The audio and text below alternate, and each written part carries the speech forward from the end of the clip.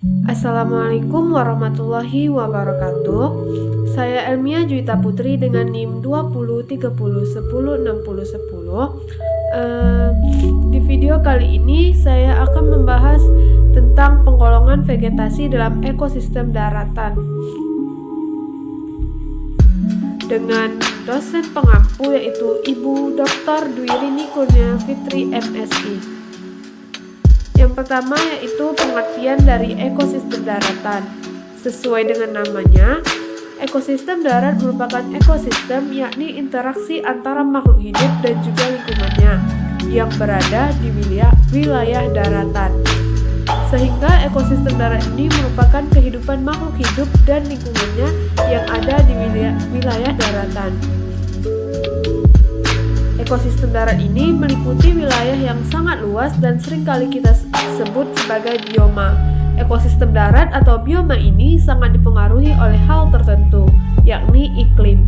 Sementara iklim sendiri juga sangat dipengaruhi oleh beberapa hal, yakni letak geografis, meliputi ketinggian tempat suatu tempat terhadap permukaan air laut, dan juga letak astronomi yang meliputi garis lintang ataupun garis bujur. Selanjutnya yaitu ciri-ciri dari ekosistem daratan. Kita mengetahui bahwasannya di bumi ini mempunyai beberapa macam ekosistem.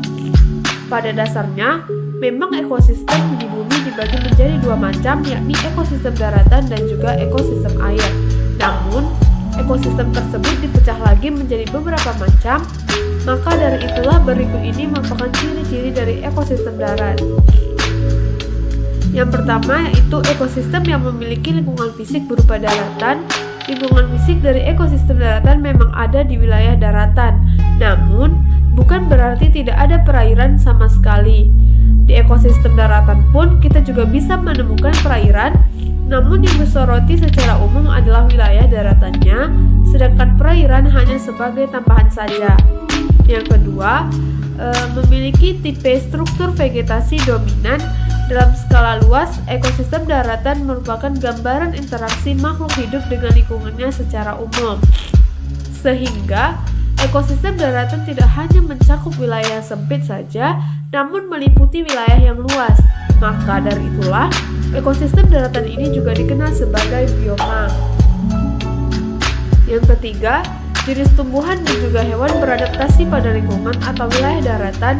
Karena ekosistem darat, maka dari itulah binatang dan tumbuhan atau flora dan fauna juga beradaptasinya dalam wilayah daratan. Hal ini karena daratan menjadi habitat dari flora dan fauna tersebut. Oleh karena ekosistem daratan ini terdiri dari beberapa jenis dan setiap jenis mempunyai karakteristiknya masing-masing. Maka dari itulah, setiap jenis ekosistem daratan ini mempunyai flora dan fauna yang khas dari masing-masing. Selanjutnya yaitu komponen ekosistem daratan. Seperti halnya jenis ekosistem yang lainnya, ekosistem daratan juga memiliki komponen-komponen yang menyusun ekosistem itu sendiri. Komponen yang terdapat dalam ekosistem darat ini juga meliputi komponen biotik dan juga abiotik. Komponen abiotik merupakan komponen yang tidak hidup atau berupa benda mati, sedangkan komponen biotik merupakan komponen yang berupa makhluk hidup. Selanjutnya yaitu jenis-jenis ekosistem daratan. Yang pertama yaitu bioma pasir. Gurun merupakan padang yang mempunyai ukuran sangat luas dan mempunyai sifat tandus. Hal ini karena curah hujan yang turun sangatlah sedikit, bisa dikatakan bahwasanya hujan sangat jarang menimpa wilayah gurun ini. Contoh gurun yang terkenal di dunia adalah gurun Sahara di Afrika dan gurun Gobi di Asia. Untuk mengetahui lebih dalam mengenai gurun ini, berikut merupakan ciri-ciri yang dimiliki oleh gurun. 1. Mempunyai curah hujan yang sangat rendah, yakni kurang dari 25 cm per tahun. 2. Keadaan tanah sangat tandus. 3. Tidak dapat menyimpan air. 4. Mempunyai kecepatan evaporasi atau tingkat penguapan yang sangat tinggi. 5. Memiliki kelembapan udara yang sangat rendah.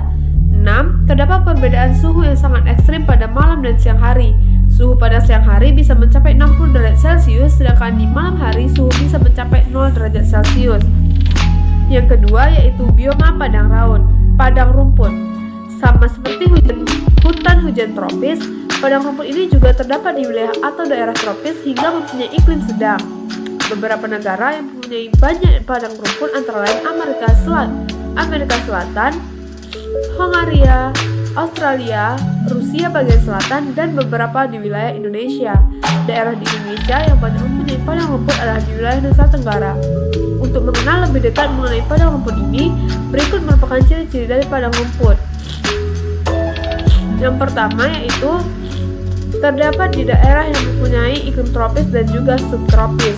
Kedua, mempunyai curah hujan rata-rata sebesar 25 hingga 50 cm per tahun. Curah hujan yang demikian ini turun dengan tidak teratur.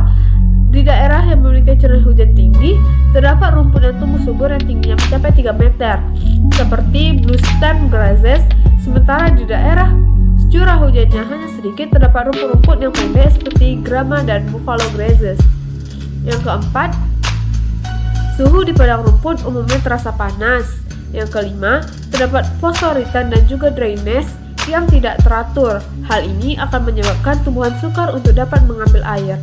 Yang keenam, dihuni oleh beberapa hewan khas padang rumput, yakni reptil, burung, kijang, singa, kanguru, serigala, cheetah, jaguar, zebra, jerapah, hewan-hewan pengerat, dan berbagai jenis serangga. Yang ketiga yaitu bioma tundra. Bioma tundra ini bisa dikatakan sebagai bioma yang paling dingin. Bioma tundra ini dipecah menjadi dua macam, yakni tundra arktik dan juga tundra alpin. Tundra arktik merupakan tundra yang berada di daerah kutub utara atau Arktik, dan tundra alpin terdapat di puncak pegunungan yang tinggi, seperti di puncak pegunungan Jayawijaya. Bioma tundra ini banyak kita jumpai di daerah kutub utara atau Arktik, Siberia, Finlandia, Rusia, dan juga Kanada.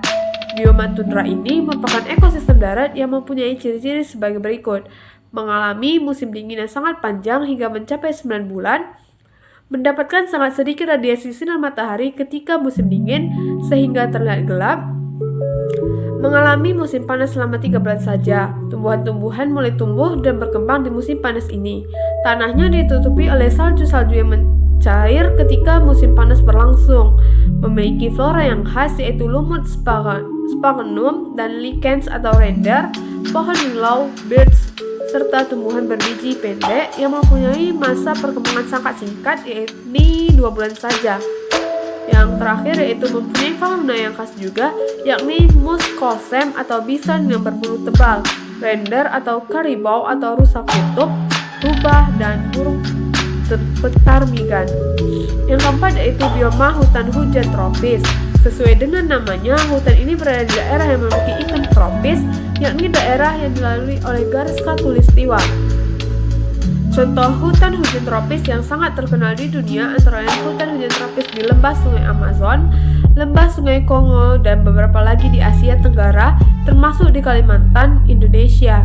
Untuk mengetahui lebih dalam mengenai hutan hujan tropis ini, berikut ini merupakan ciri-ciri yang dimiliki oleh hutan hujan tropis tersebut. Yang pertama, memiliki tingkat curah hujan yang sangat tinggi, yakni antara 200 hingga 450 cm per tahun, dan mendapatkan sinar matahari sepanjang tahun. Suhu lingkaran antara 21 hingga 30 derajat Celcius. Pohon yang berada di hutan ini tumbuh tinggi hingga mencapai 55 meter dan juga membentuk tudung atau kanopi. Hutan juga ditumbuhi beberapa tanaman rambut seperti rotan dan anggrek yang menempel di pohon-pohon untuk mendapatkan sinar matahari. Sebagai tempat naungan beberapa fauna yang hidup di sekitar kanopi pohon seperti macan tutul, jaguar, dan babi hutan. Hal ini karena di bawah kanopi binatang-binatang tersebut bisa dengan mudah mendapatkan makanan. Beberapa binatang juga ditemukan bisa terbang dan memanjat seperti monyet, burung, kelelawar, ular, tupai, dan juga beberapa macam serangga. Yang kelima ada bioma hutan gugur. Bioma hutan gugur ini terdapat di daerah yang mengalami 4 musim, yakni musim panas, musim gugur, musim dingin, dan musim semi. Bioma hutan gugur ini kebanyakan berada di daerah Amerika Serikat bagian timur, Asia Timur, Chili, dan juga Eropa Barat. Bioma hutan gugur ini bisa dikatakan sebagai bioma yang khas karena memiliki kekhasan sendiri apabila dibandingkan dengan bioma yang lainnya.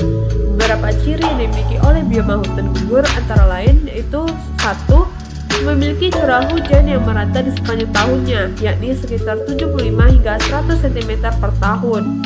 Tumbuhan yang hidup di bioma ini pada umumnya memiliki daun yang lebar. Terdapat di daerah yang mempunyai 4 musim, yaitu musim dingin, musim semi, musim panas, dan musim gugur. Air yang ada di bioma ini akan membeku apabila terjadi di musim dingin. Tumbuhan tidak melakukan fotosintesis ketika musim dingin karena air tidak dapat diserap dengan baik. Dihuni oleh binatang-binatang yang mengalami hibernasi ketika musim dingin menyerang. Beberapa hewan melakukan hibernasi ketika musim dingin, dan beberapa hewan lagi melakukan membentuk jaringan lebar di bawah kulitnya, dan ada pula yang berimigrasi ke tempat lain. Berada di wilayah yang mempunyai iklim subtropis, yakni yang terletak di 23,5 derajat garis lintang utara atau lintang selatan, radiasi sinar matahari, curah hujan, dan kelembapan meninggi ketika musim panas tiba. Sebaliknya, radiasi sinar matahari, curah hujan, dan tingkat kelembapan akan turun ketika musim dingin tiba. Daun-daun berubah menjadi merah atau coklat ketika musim dingin karena tumbuhan tidak melakukan fotosintesis, tidak dapat menyerap air. Salju mulai mencair adalah tanda musim panas tiba. Yang keenam yaitu bioma sabana. Bioma sabana merupakan ekosistem darat yang berupa pada rumput dengan diselingi oleh beberapa pohon. Sabana ini berada di daerah yang memiliki iklim tropis. Wilayah yang banyak terdapat bioma sabana adalah di Australia Utara, Nusa Tenggara Timur, Nusa Tenggara Barat, dan Kenya.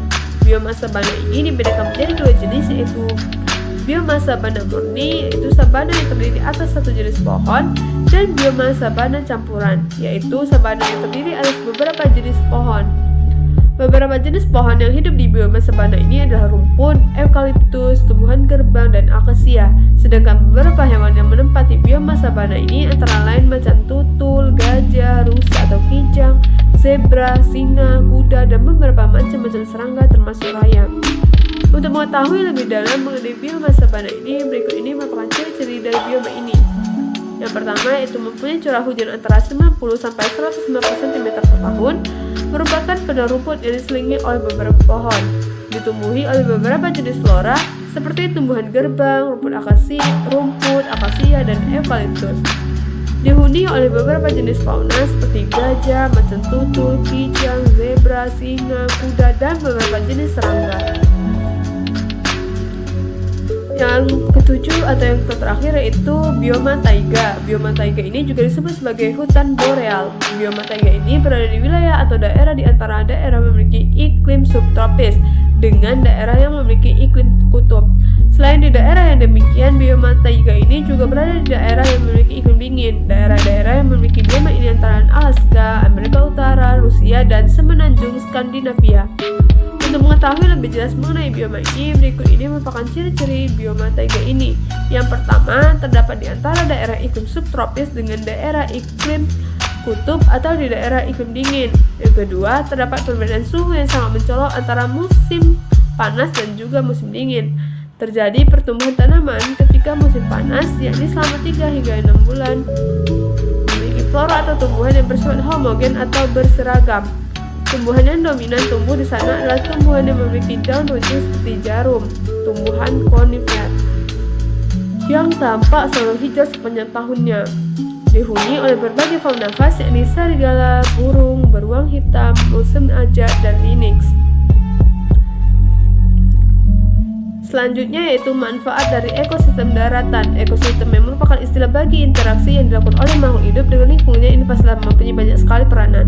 Peranan tersebut tentu saja merupakan peranan yang membawa manfaat. Dengan kata lain, bahwa ekosistem tersebut mempunyai manfaat masing-masing. Demikian halnya dengan ekosistem darat ini. Ekosistem darat juga merupakan sebuah ekosistem yang mempunyai banyak sekali manfaat. Berikut ini merupakan manfaat yang akan kita peroleh dari ekosistem darat. 1. Sebagai tempat hidup atau habitat beragam makhluk hidup. 2. Mencerminkan bahwa kehidupan darat itu ada. 3. Sebagai sarana edukasi. Sekian video presentasi saya kali ini. Apabila terdapat kesalahan kata dan penyampaian, saya mohon maaf. Wabillahi taufiq wal hidayah. Wassalamualaikum warahmatullahi wabarakatuh.